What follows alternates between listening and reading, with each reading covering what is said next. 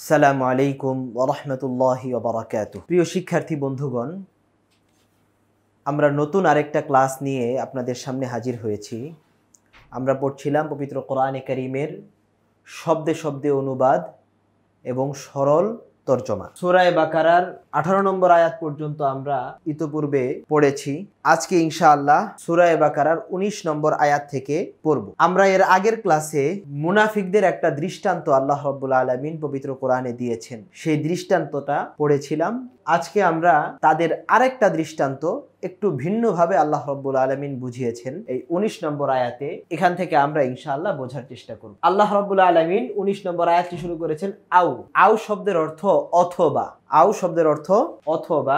কাসাইয়িবিন, কা মতো, কা মতো। সাইয়িব মানে হচ্ছে মুষলধারে যে বৃষ্টিটা হয়, প্রবল বৃষ্টি, সেই বৃষ্টি। তাহলে আও কাসাইয়িবিন, অথবা তাদের দৃষ্টান্ত হচ্ছে প্রবল বৃষ্টির মতো। মিনাস সামা, মিন অর্থ থেকে, মিন অর্থ থেকে, আসসামা, সামাউন শব্দের অর্থ হচ্ছে আকাশ। মিনাস সামা, আকাশ থেকে বর্ষিত ভারী বৃষ্টি বা প্রবল বৃষ্টির মতো। যখন মুষলধারে বৃষ্টি হয় তখন শুধুমাত্র পানি বর্ষিত হয়, ব্যাপারটা এমন না। আকাশে মেঘ থাকে, মেঘের গর্জন থাকে, পৃথিবী অন্ধকারাচ্ছন্ন হয়ে যায়। ওই সমস্ত অবস্থা এখানে চিত্রায়িত করা হচ্ছে। ফিহি, যাতে রয়েছে, জুলুমাত।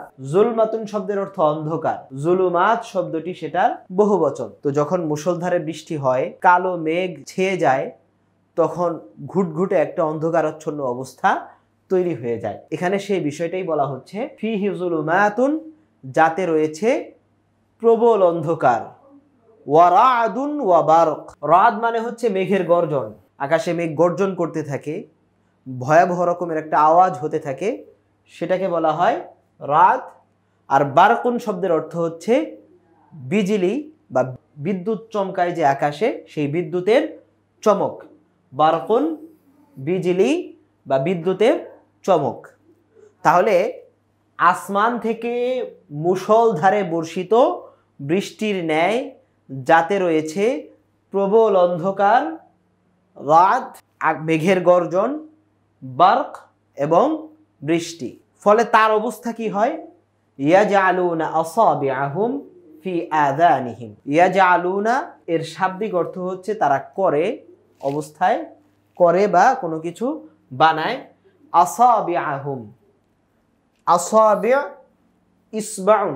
ইসবাউন মানে হচ্ছে আঙ্গুল। ইসবাউন শব্দের অর্থ আঙ্গুল, সেটার বহুবচন হচ্ছে আসাবি। তাহলে ইয়াজআলুনা আসাবিআহুম, তারা তাদের আঙ্গুল করে, ফি আযানিহিম, প্রবিষ্ট করে। আযান উযুনুন শব্দের বহুবচন। আযান উযুনুন শব্দের বহুবচন। উযুনুন শব্দের অর্থ হচ্ছে কান।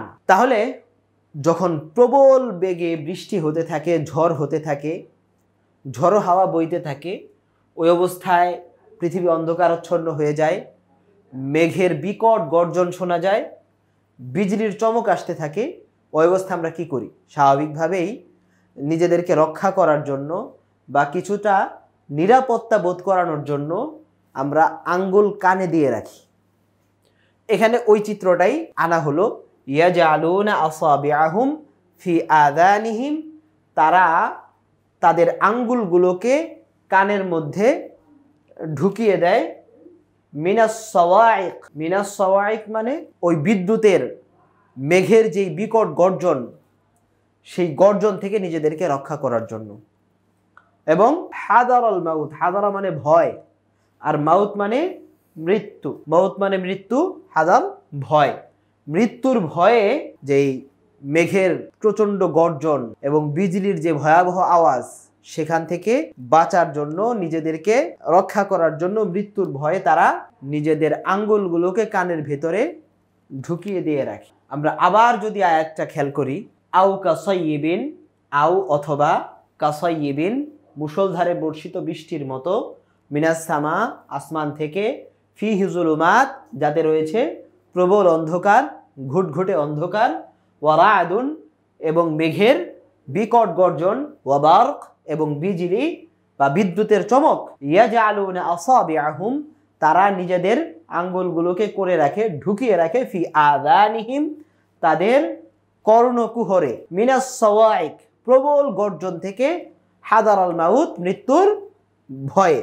তো আমরা এতটুক থেকে আমরা কি বুঝতে পারি যে মুনাফিকরা বৃষ্টি তো পায়, হেদায়েত যেরকম পায় বৃষ্টিও সেরকম পায়, কিন্তু এই যে যে ব্যক্তি মৃত্যুর ভয়ে, গর্জনের ভয়ে কানে আঙ্গুল দিয়ে ঘরে শুয়ে থাকলো, সে কি বৃষ্টির সুফল লাভ করতে পারবে? বৃষ্টির পানি পাবে? মুনাফিকরাও সেরকম বৃষ্টির পানি পায় না। তো আল্লাহ রাব্বুল আলামিন এই বিষয়টাই আমাদেরকে বোঝাতে যাচ্ছে। তো আমরা আমাদের কালার কোড বাংলা তরজমা এখানে দেখছি, কিংবা তাদের দৃষ্টান্ত আউকা সাইয়্যিবিম মিনাস সামা, আকাশে বর্ষণ মুখর মেঘের ন্যায়, যাতে রয়েছে ঘন অন্ধকার, জুলুমাত, আমি বলেছিলাম যেটা অন্ধকার বহু বচন, অনেক অন্ধকার, প্রবল অন্ধকার, ঘন অন্ধকার, বজ্রধ্বনি ও বিদ্যুতের চমক। বজ্রের গর্জনে তারা মৃত্যুর ভয়ে তাদের কানে আঙ্গুল দিয়ে রাখে, মানে গর্জনটাই এত বেশি যে গর্জনেই তারা মরে যাবে, এরকম একটা অবস্থা তাদের সামনে তৈরি হয় এবং তারা মৃত্যুর ভয়ে নিজেদের কানের ভিতরে আঙ্গুল ঢুকিয়ে রাখে। এখন প্রশ্ন হলো, তারা কি এভাবে নিজেদের কানে আঙ্গুল দিয়ে আল্লাহ রাব্বুল আলামিন তাদের উপরে যে আযাব দিয়েছেন বা যে আযাব আল্লাহ তাআলার পক্ষ থেকে আসবে সেখান থেকে নিজেদেরকে হেফাজত করতে পারবে? উত্তর হচ্ছে কখনোই সম্ভব না। কেন? আল্লাহ তাআলা আয়াতের সামনের অংশে বলছেন ওয়াল্লাহু, ওয়াল্লাহু আল্লাহ তাআলা মুহীতুম বিল কাফিরিন। আল্লাহ তাআলা মুহীত, মুহীত মানে হচ্ছে পরিবেষ্টনকারী, চারদিক থেকে যিনি ঘিরে রেখেছেন তাকে বলা হয় মুহীত। তো আল্লাহু মুহীতুন, আল্লাহ রাব্বুল আলামিন পরিবেষ্টনকারী, বিল কাফিরিন, কাফেরদেরকে। তাহলে আল্লাহ রাব্বুল আলামিনের শাস্তি থেকে বাঁচার জন্য যদি কোনো ব্যক্তি নিজেদের সাধ্য অনুযায়ী যত বেশি চেষ্টা করুক না কেন, আল্লাহ তাআলার শাস্তি থেকে বাঁচার তার কোনো উপায় থাকবে না। কেন থাকবে না? কারণ সব কিছুই যেহেতু আল্লাহ তাআলার সৃষ্টি, তার আওতার বাইরে যাওয়ার কোনো সুযোগই মানুষের হাতে নেই। আল্লাহ রাব্বুল আলামিন সেই অবস্থার আরেকটু বিস্তারিত বিবরণ দিচ্ছেন। ইয়াকাদুল বারকু ইয়াখতাফু আবসারাহুম, 20 নম্বর আয়াতে আল্লাহ রাব্বুল আলামিন ওই যে প্রবল বৃষ্টির ভিতরে মুনাফিকদের যে কি অবস্থা, সেই অবস্থার বিবরণটা আরেকটু বিস্তারিত দিচ্ছেন। ইয়াকাদুল বারকু ইয়াখতাফু আবসারাহুম, যে বিদ্যুতের চমক তাদের দৃষ্টিশক্তি কেড়ে নেওয়ার উপক্রম, বিদ্যুতের চমক তাদের দৃষ্টিশক্তি কেড়ে নেওয়ার উপক্রম। ইয়াকাদু এই শব্দটা কোনো কিছু নিকটবর্তী হওয়া, কাছে আসা, হয়ে যাওয়ার মতো অবস্থা এটা বোঝায়। তাহলে ইয়াকাদু মানে পরের অর্থের সাথে মিলাতে হবে। বার্ক মানে বিদ্যুৎ, বার্ক বিদ্যুৎ বা বিদ্যুতের চমক, আমরা বিজলিও বলতে পারি, বিজলি।